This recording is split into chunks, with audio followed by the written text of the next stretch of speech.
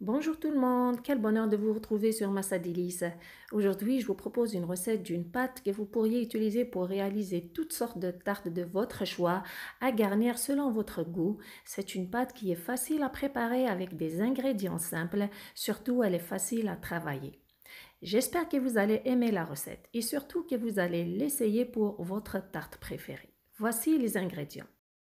J'ai ici 3 œufs à la température ambiante de la pièce, environ 4 cuillères à soupe de sucre glace, 4 cuillères à soupe de maïzena, la fécule de maïs, la farine, 250 g de margarine molle, une cuillère à soupe de vanille et du sel avec une cuillère à café de levure chimique. Voici la préparation. Concernant les œufs, j'utilise un œuf entier avec 2 jaunes des 2 autres œufs. Par la suite, j'ajoute le sucre glace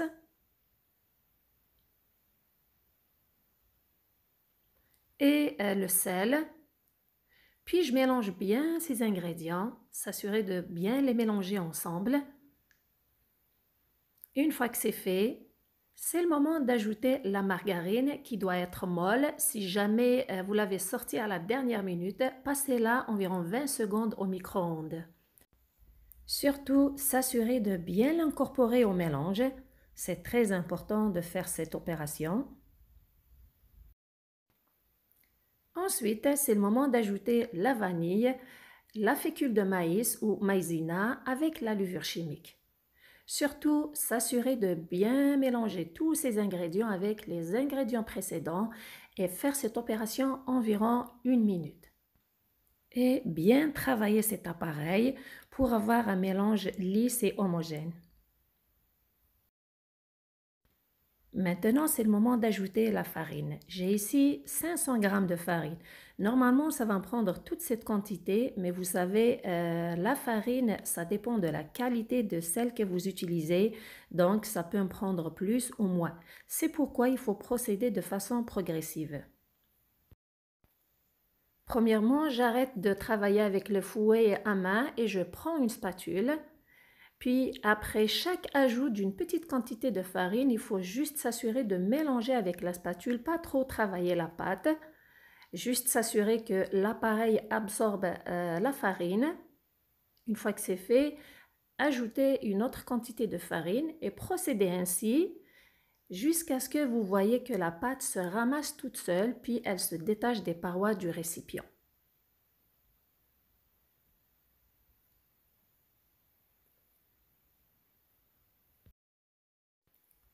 Vous remarquez que la pâte, elle se forme toute seule, la voici.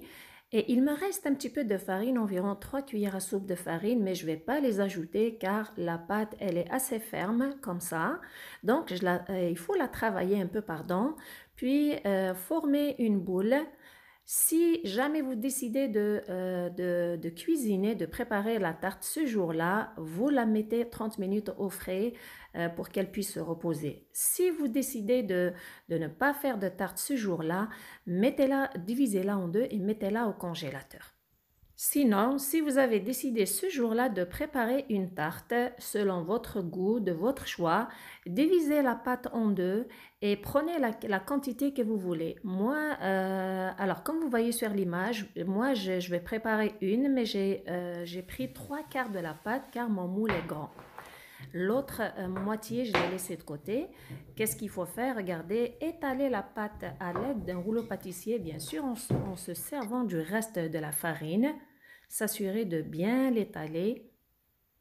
Et surtout, mesurer votre moule avant de mettre la pâte dedans en se servant du rouleau pâtissier.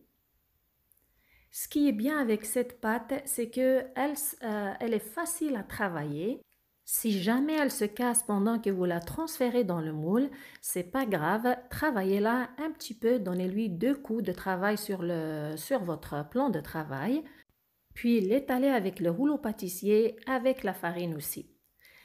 Et une fois transféré dans votre moule, s'assurez de bien l'étaler et débarrassez-vous surtout des chutes qui dépassent le moule.